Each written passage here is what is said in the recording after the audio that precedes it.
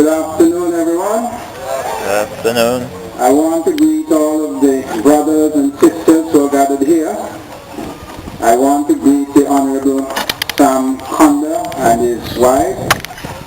I want to greet in particular the children who are here, because this kind of activity, this kind of ceremony is very, very important to the children if we are to have any kind of a future.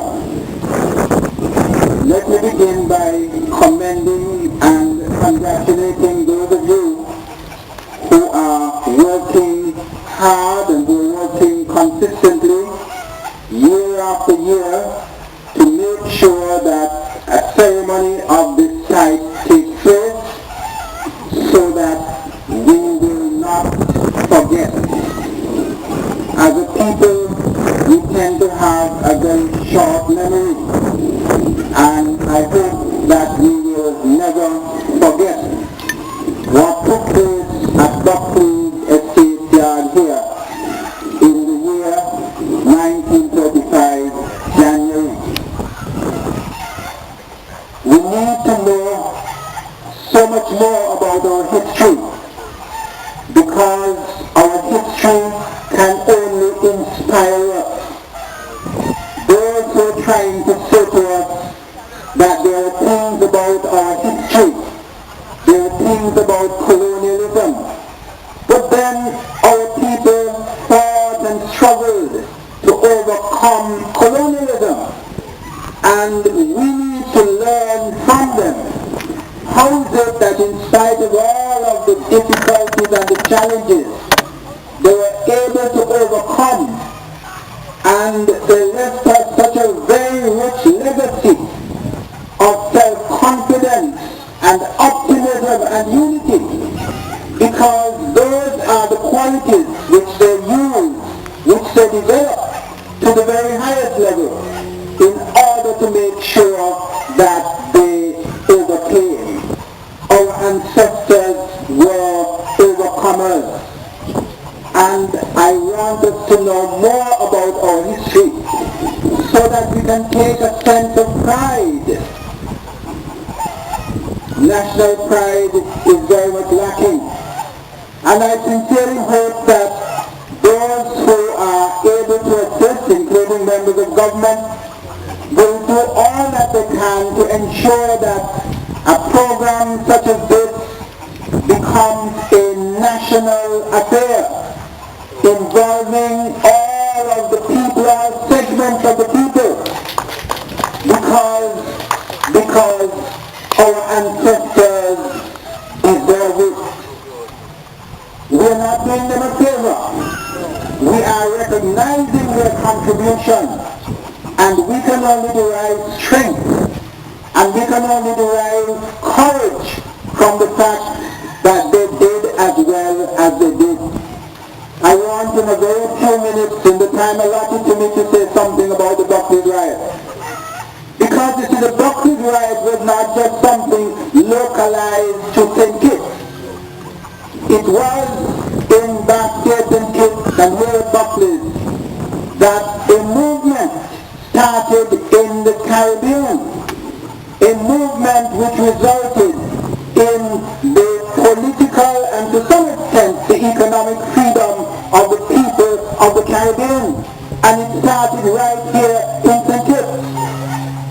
So nowadays, when people say to me, Lord, I wonder where St. Kitts people, what part of Africa they come from, and I say, listen, if you know the history of your country, and if you know the history of the Buckley's Riot, you will recognize that the people who put their lives on the line were ordinary people. They were not even led.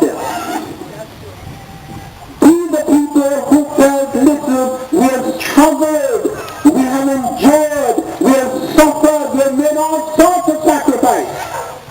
You see, and 1935 was significant because it was 100 years exactly from the abolition of slavery.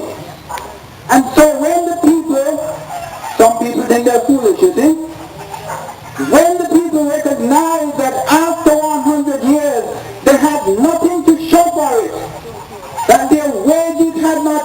demand will increase, they felt, Lord of mercy, this is too much to endure. And the point I'm trying to make here is that the leaders, the official leaders, if you will, were the ones who were telling them, keep quiet, go home, take it easy. And they felt that the only way in which they could find any kind of relief was for them to let the authorities know exactly how they felt. None of us is here to advocate violence. None of us is here to advocate hatred of any other race or any other class. The great Marcus Garvey has said, listen, if anyone tries to tell you as a people to teach you about hatred, they don't like you. Right? So we're not advocating anything but a sense of pride, a sense of togetherness, and riot only takes place when, as it were, the people just can't take anymore and they recognize that this is the only way.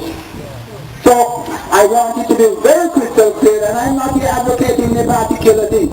I'm trying to help us to understand how brave and how courageous were those people in January of 1935. On the Monday morning they came here to Buckley and they approached Mr. Douglas and said, well, what is happening, boss? In those days, of course, there was no union, right?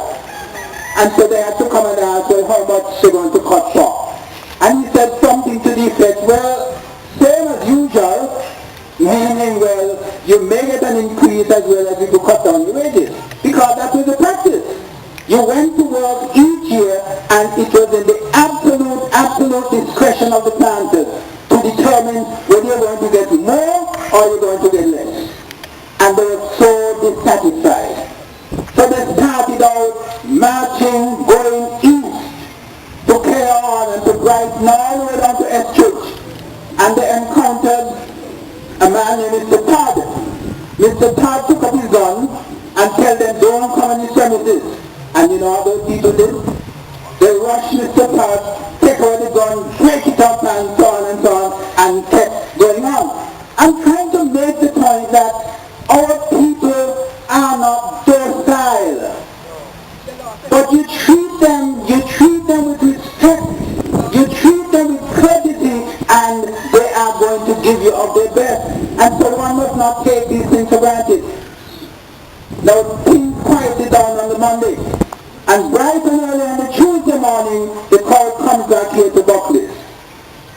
And one thing led to another. By the afternoon, a huge crowd meets here in the yard. And the police were pushing and telling them go back and so forth and so on. The police were not armed. The defense force team was not armed. The only people who were armed were the special reserve of the defense force, who were mostly white people, estate managers and the like. The ordinary defense force people, they felt they could not trust them to give them live ammunition.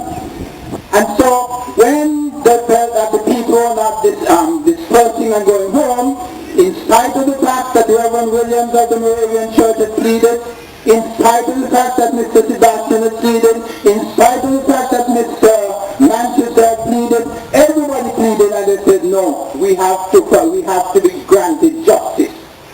And so the magistrate met here and he read the Riot Act, as we call it. And then the police, the defense force came along. Bear in mind that they'd been at Government House attending a cocktail party, right?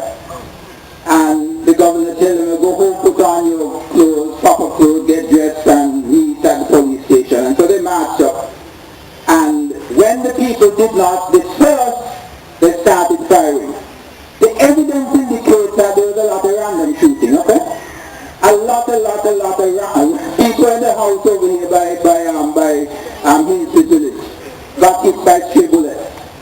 In the end, the program you have here would indicate that 3 people were actually killed, right? A gentleman who used to attend the lectures that we gave on this occasion, Emil Allen, he passed away not too long ago. His father. Sister. Okay, I acknowledge Emil's sister. And the grandchildren. All right. And the grandchildren. All right, God bless you. And Carrie, keep on, keep the flame burning. Keep the flame burning, because today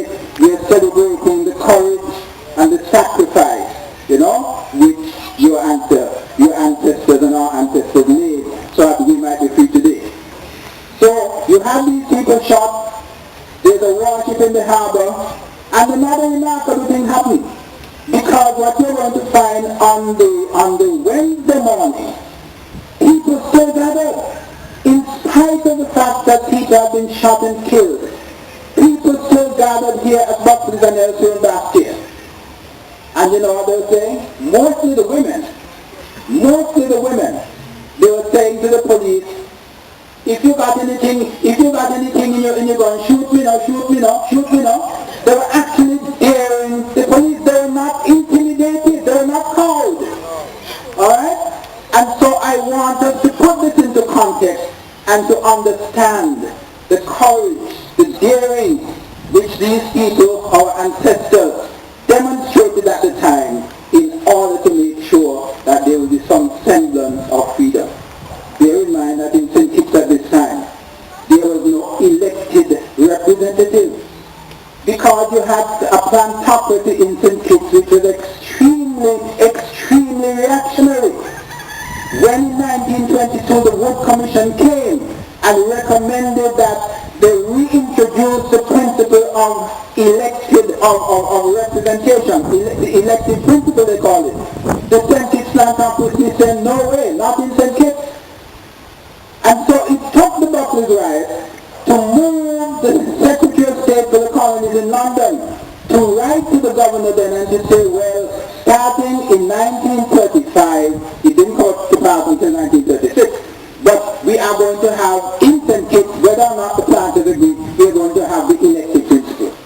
And that is how you had elections taking place in St. Kitts starting in 1936. This is all part of our history. And we need to know it, and we need to take pride in it, and we need to receive inspiration from it. Because our history is not something of which we should feel ashamed. It is something in which we should take pride. Because as a result of what happened in St. Kitts, you had others elsewhere in the Caribbean following suit. You had disturbances in Antigua, in St. Lucia, in Jamaica, in Belize, in Trinidad, all over the place. But it started here. And if you study the history of St. Kitts, you're going to find that that is not the first, it is not the only first in St. Kitts history when it comes to the Caribbean. And so we need to learn our history and to take pride and derive inspiration from it. I want us then to bear in mind that when we think of what happened in Buckley, we're thinking of the fact that it was in a way the second time that it had happened. I put together a book a few years ago called 40 Years of Struggle, and it covers the history of the period between 1896 and 1935. Very convenient 40-year period.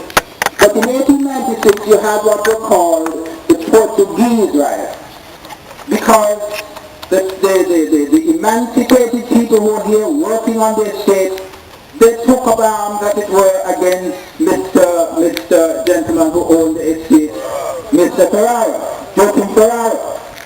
And as a result of their very strong feelings, you had a smaller set of riots, because in a way 1935 was a rerun of what had happened in paying tribute to our ancestors and to recall with a sense of gratitude and a sense of pride how much they have sacrificed so that we might be free. And I pray to God that we will have the same sense of confidence and optimism which they had. Because in all of the history that we read, all that we know about our ancestors tell us that they were absolutely prepared to do almost anything to make sure that the lot and the destiny and the future of their children would be better. Their refrain in so many instances was, better must come.